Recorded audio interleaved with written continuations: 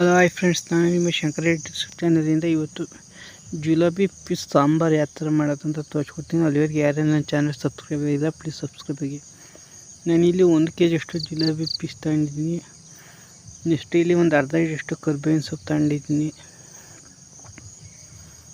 Next ಇಲ್ಲಿ ಒಂದು ಈರುಳ್ಳಿ, ಒಂದು ಟೊಮೊಟೊ, ಶುಂಠಿ ಬೆಳ್ಳುಳ್ಳಿ, ಬಿರಿಯಾನಿ ಮಸಾಲ ಮತ್ತು ಅರ್ಧ ನಿಂಬೆಹಣ್ಣು ಕಾದಷ್ಟು ಹುಣಸೆಹಣ್ಣು, ಆದಷ್ಟು ಕಪ್ಪು ಹುಣಸೆಹಣ್ಣು ತಗೊಂಡಿದ್ದೀನಿ. ನೆಕ್ಸ್ಟು ಅರಿಶಿನ ಪುಡಿ, ಧನಿಯಾ ಬೀಜ ಮತ್ತು 2 ಥರ ಮೆಣಸಿನ್ಕಾಯಿ, ಬ್ಯಾಡಗಿ ಮೆಣಸಿನ್ಕಾಯಿ, ಕಲರ್ ಮೆಣಸಿನ್ಕಾಯಿ, ನೆಕ್ಸ್ಟು ರುಚಿಗೆ ತಕ್ಕಷ್ಟು ಉಪ್ಪು. ಇಷ್ಟೇ ಬೇಕಾಗಿರೋದು ಜುಲಾಬಿ ಫಿಶ್ ಸಾಂಬಾರು ಮಾಡೋಕ್ಕೆ. ಹೇಗೆ ಮಾಡೋದು ಅಂತ ಫಸ್ಟ್ ಸ್ಟೆಪ್ಪು. ಇಲ್ಲಿ ಒಂದು ಸರಿ ರುಬ್ಕೋಬೇಕಾಗುತ್ತೆ. ಏನೇನು ರುಬ್ಕೋಬೇಕು ಅಂದರೆ ಕೊತ್ತಂಬರಿ ಬೀಜ ಮತ್ತು ಮೆಣಸಿನ್ಕಾಯಿ ಮತ್ತು ಟೊಮೊಟೊ ಹಣ್ಣು ಮತ್ತು ಹುಣಸೆಹಣ್ಣು, ಈರುಳ್ಳಿ ಇಷ್ಟನ್ನು ಫ್ರೈ ಮಾಡೋಂಗಿಲ್ಲ. ಫ್ರೈ ಮಾಡಿ ಹಾಕೋಬೋದು, ಇಲ್ಲ ಫ್ರೈ ಮಾಡಿದ್ರೆ ಹಂಗೂ ಹಾಕೋಬೋದು. ಹಂಗೆ ಹಾಕಲಿ ಪರವಾಗಿಲ್ಲ. ಶುಂಠಿ ಬೆಳ್ಳುಳ್ಳಿ ಎಲ್ಲನೂ ಹಾಕೊಂಡು, ಬಿರಿಯಾನಿ ಮಸಾಲನೂ ಹಾಕ್ಕೊಂಡು, ಚಕ್ಕೆ ಲವಂಗ ಎಲ್ಲನೂ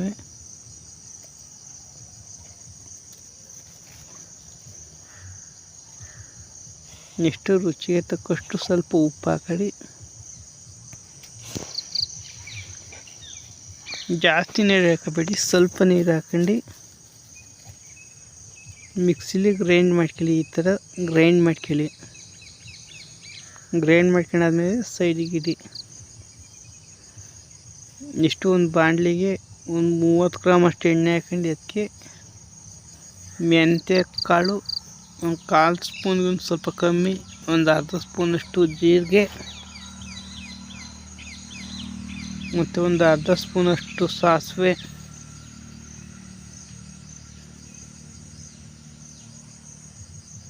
ಮತ್ತು ಬೆಳ್ಳುಳ್ಳಿ ಒಂದು ಗೆಡ್ಡೆ ಜಜ್ಜಿದ್ದೀನಿ, ಮತ್ತು ಇದು ಕರ್ಬೇವಿನ ಸೊಪ್ಪು ಒಂದು 1/4 ಭಾಗ ಹಾಕಿದ್ದೀನಿ. ಅದನ್ನು ನೀಟಾಗಿ ಒಂದು ಸತಿ ಫ್ರೈ ಮಾಡ್ಕೊಳ್ಳಿ. ಒಂದು 2 ನಿಮಿಷ ಫ್ರೈ ಮಾಡ್ಕೊಳ್ಳಿ.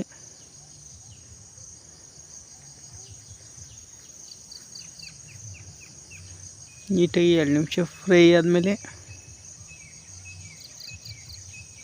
ಅದಕ್ಕೆ ನೀವು ಸ್ವಲ್ಪ ಅರಿಶಿನ ಪುಡಿ ಹಾಕಬೇಕಾಗುತ್ತೆ. ಕಾಲ್ಗಿಂತನೂ ಒಂದು ಸ್ವಲ್ಪ ಅರಿಶಿನ ಪುಡಿ ಹಾಕಲಿ, ಯಾಕೆಂದರೆ ಪ್ರೆಸ್ಟೇಟ್ಗೆ ಅರಿಶಿನ ಪುಡಿ ಹಾಕಿರುತ್ತೆ, ಅದಕ್ಕೋಸ್ಕರ.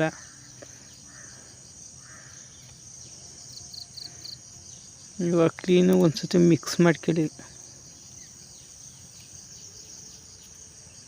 ಜುಲಾಬಿ ಫಿಶ್ ಸಾಂಬಾರು ಮಾಡೋದು ತುಂಬ ಈಸಿ, ಏನು ಕಷ್ಟೇನಾಗಲ್ಲ. ಬರೀ 10 ನಿಮಿಷದಕ್ಕೆ ಆಗೋಗುತ್ತೆ. ಇವಾಗ ರುಬ್ಕೊಂಡಿದ್ರಲ್ಲ ಮಸಾಲ ಎಲ್ಲನೂ ಇದ್ರೊಳಗೆ ಹಾಕೊಳ್ಳಿ.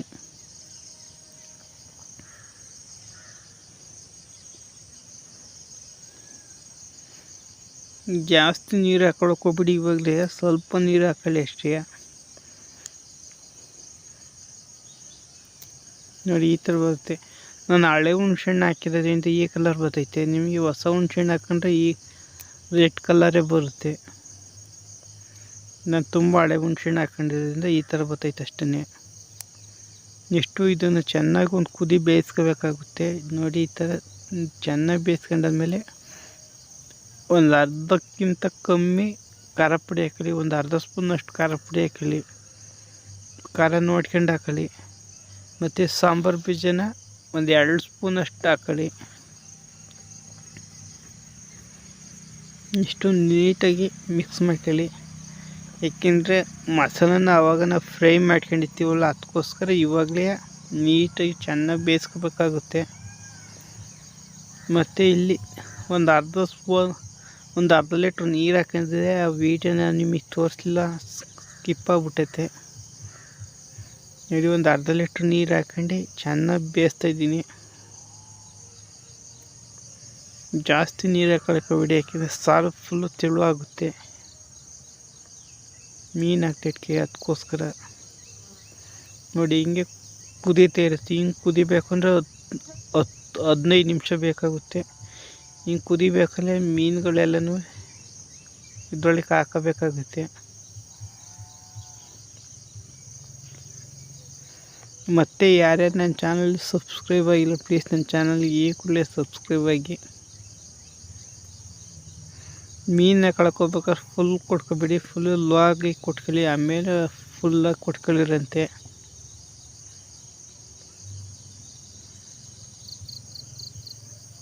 ಈ ಥರ ಫಿಶ್ ಎಲ್ಲನೂ ಇಡ್ತಾಯಿದ್ದೀನಿ.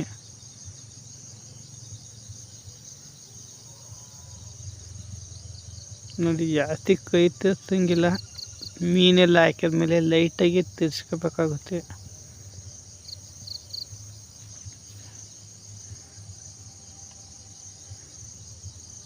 ನೋಡಿ ಇವಾಗ ಸ್ವಲ್ಪ ಮಾಡ್ಕೊಂಡಿದ್ದೀನಿ.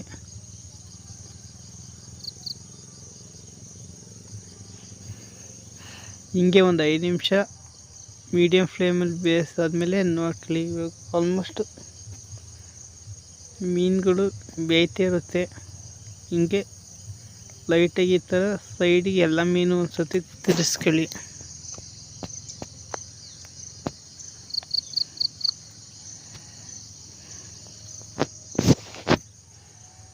ಜಾಸ್ತಿ ತಿರ್ಸಿದ್ರೆ ಕಲಸೋಗುತ್ತೆ, ಅದಕ್ಕೋಸ್ಕರ.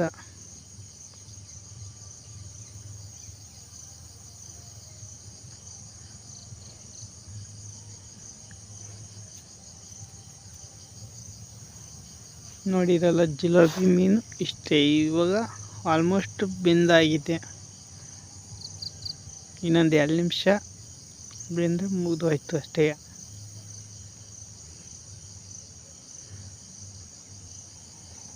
ಇವಾಗ ಒಂದು 2 ನಿಮಿಷ ಆಗಿದೆ. ಇವಾಗ ಮೀನು ಬೆಂದೈತೆ. ಮೇಲುಗಡೆ ಸ್ವಲ್ಪ ಕೊತ್ತಂಬರಿ ಸೊಪ್ಪು ಉದುರಿಸಿ ಅಷ್ಟೇ. ಉದುರಿಸಿ ಆದಮೇಲೆ ಸ್ಟವ್ ಆಫ್ ಮಾಡಿ.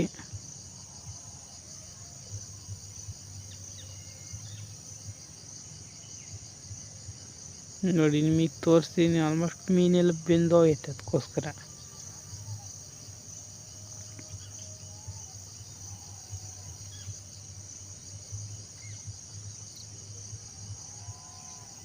ನೋಡಿ ಇವಾಗ 20 ನಿಮಿಷ ಆಗೈತೆ. ನಿಮಗೆ ಪರ್ಫೆಕ್ಟಾಗಿ ಮೀನು ಬೆಂದಿದೆ. ಜಿಲೇಬಿ ಮೀನು ಸಾಂಬಾರು ರೆಡಿ. ಇದೇ ಥರ ನನ್ನ ಚಾನಲ್ಗೆ ಸಬ್ಸ್ಕ್ರೈಬ್ ಮಾಡಿ, ಸಪೋರ್ಟ್ ಮಾಡಿ. ಸಿಗೋಣ ನೆಕ್ಸ್ಟ್ ವೀಡಿಯೋದಲ್ಲಿ. ಅಲ್ಲಿವರೆಗೂ take care, bye bye, see you.